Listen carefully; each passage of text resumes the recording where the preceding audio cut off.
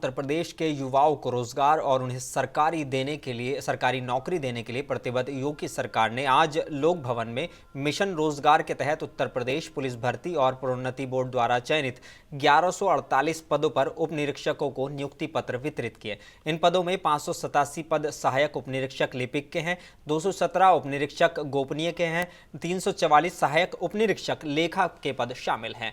योगी सरकार मिशन रोजगार के तहत पिछले 6 सालों से अब तक प्रदेश के युवाओं को 5.5 लाख से अधिक सरकारी नौकरी दे चुकी है, जबकि अकेले उत्तर प्रदेश पुलिस विभाग में 1.5 लाख से अधिक पदों पर भर्ती की गई है, जिसमें मृतक आश्रितों के रूप में 2500 भर्तियां अतिरिक्त की गई हैं। मुख्यमंत्री योगी आदित्यनाथ ने लोक भवन में आयोजित नियुक्ति पत्र वितरण समारोह में 35 नवनियुक्त अभ्यर्थियों को नियुक्ति पत्र वितरित किए। हम लोगों ने गत वर्ष जब निर्णय लिया कि धर्मस्थलों के माइक हटेंगे, लोगों को लगता है क्या ये संभव है?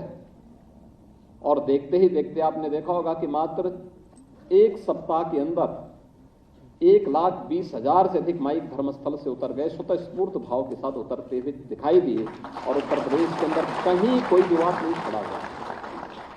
क्या ये संभव था? लोगों के लिए यह एक सपना है, लेकिन उत्तर प्रदेश के लिए हकीकत है।